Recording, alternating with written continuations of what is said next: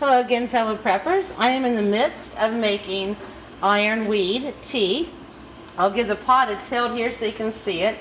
It's been going for a while now, but it's still not boiled down to the point where I can drain it, where there's only a fourth left of the water. This gives you an idea what it looks like when it's been boiling for about 10 minutes.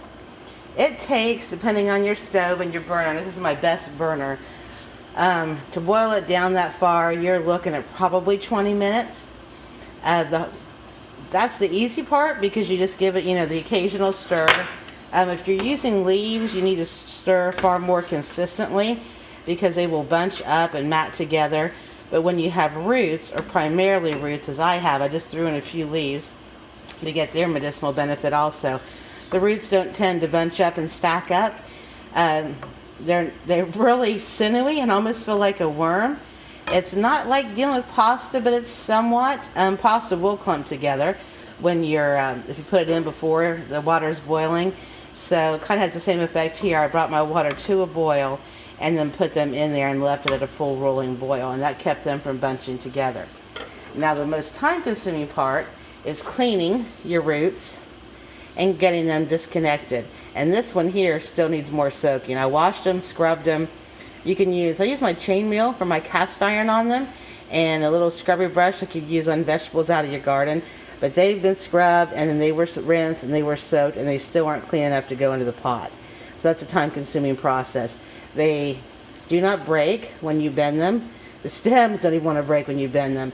It took quite a while to use a meat cleaver to chop the stem enough I could break it back and forth. You can see here I didn't cut it off.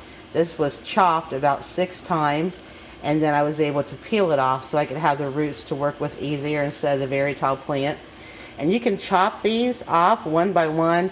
That's extremely tedious, and I found the best way to get ironweed roots off is put it in one hand firmly and then pull.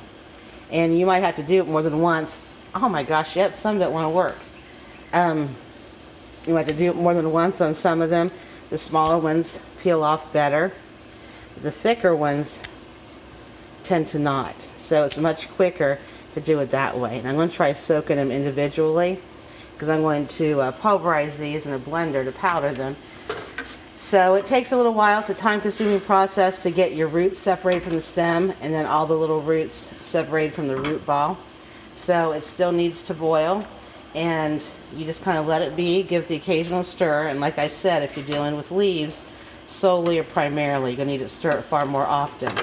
And once this is boiled down to where 1/4 of the water that you're using is gone, then you can strain it, keeping the liquid and pitching your natural matter.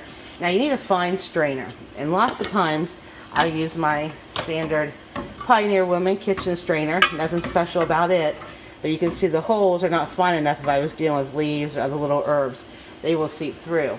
And when I couldn't find my fine mesh strainer, I would line that with cheesecloth or several coffee filters, and that would help. And I found this at the local Dollar General the other day, and it's about perfect. It has much smaller holes. Dealing with larger leaves that aren't chopped finely, it'll work, and definitely will work with roots. Since most of what I'm dealing with today is roots, I can use my Pioneer Woman strainer, and it should be fine because these were extremely scrubbed to get all the dirt and debris off of them. But if you're dealing with something small or that might have a lot of debris, definitely use a fine mesh strainer. We'll take another peek over here and see how it's looking. Has not changed a whole lot. I still have way too much water. It's not boiled enough. It's probably been boiling a total now, I'd say maybe 15 minutes. It was about 10, a little more than 10 when we started, and I'm about 4 minutes in here. So plan on half an hour of boiling. Sorry if it made anybody dizzy. Move my tripod around. So I'm going to go ahead and let it boil, and I'm going to turn this off and work on cleaning some more roots and maybe pulverizing them and showing you how they look when they're powdered. And then we'll be able to strain the tea, and eventually once it cools we can do a taste test.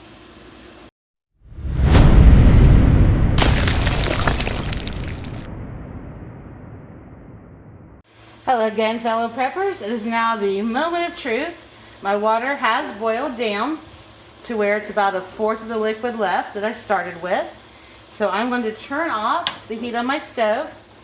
And this is what I've concocted to do my straining. I'm hoping it works so I don't get a big splash and mess and lose what I was doing or get burnt. It's a little wobbly here, so let me try on air. I have several big glass containers sitting around me that would work a lot better, but it's my vintage Pyrex because I don't use plastic. My aluminum foil paint I usually use for these types of projects is MIA, and I am not about to ruin my vintage Pyrex by pouring boiling hot water into it. It's supposed to be okay, but such extreme changes of temperature, I would recommend not pouring something that's been boiling this long into glass. We were end up boiling for about 40 minutes, so you need to be very careful with that. I'm going to try my little strainer and see if this is going to work. If it appears like it's going to be an epic disaster, I will get my big one out. I think as long as I pour slow, I can keep the rocking to a minimum. See, a lot of the color is drained from the roots. The leaves did not lose their color as much. And since it's boiled so long, it's going to take a good while to cool down enough to drink. Most people drink it as a hot tea. I have never once read anywhere that you couldn't let it cool and drink as a cool tea. Looks like I cleaned these pretty good. That's all the debris that was left in here. I'm going to move the tripod so you can get a look. It's a dark color tea, kind of like the same color as iced tea, and has a pretty earthy smell to it. And I'm really hoping that doesn't mean that I left too much dirt on there, but dirt doesn't hurt, we say in my neck of the woods, but hopefully I got everything nice and clean. So I'm going to let this cool, and before it cools completely, I'll give it probably about 3 or 4 minutes. And I'm going to go ahead and stir in 2 tablespoons of honey to give it some extra flavoring, and also because honey has so many medicinal properties. In my layperson opinion, I should include on here once again, I'm not a medical professional. I do not want sued by the FDA. No herbal remedies, supplements, anything has been approved by the FDA as a sanctioned drug. And so I have no idea the benefit this would give to you. I'm speaking from my personal experience and experience of others that I know in my research. You should never ever start a natural supplement or natural remedy routine without speaking with your doctor. Simply because something is natural does not mean that it's safe to use by anyone or by everyone. People can have an allergic reaction to very simple things. I have a friend who cannot use anything that I make with daisies or dandelions, but they're fine with goldenrod.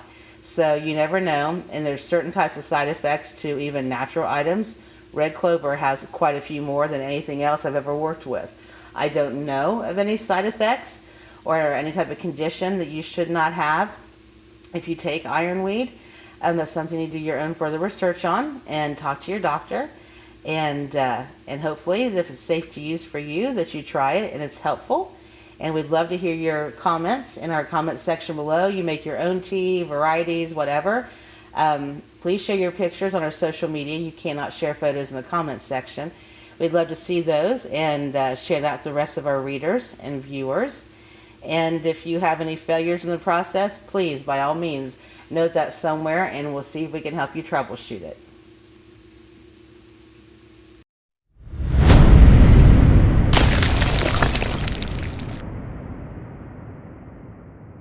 My taste testers are goofing off, folks. Pat thought it looked awful dark, and I was just saying I hope I got the roots clean enough. I scrubbed them, I soaked them, I rinsed them, I scrubbed them again. It's about the color of iced tea, as you can see in the other pictures and videos. Connor tried the ironweed flowers later, since it was supposed to be a Native American substitute for chew or rub. And Pat's taste tested before, so he knew what he was in for. Now, he had to admit, he liked, oh, thank you, Joby. Sorry, guys. He liked what he had before. Now, you can spice it up with different flavorings or just go straight.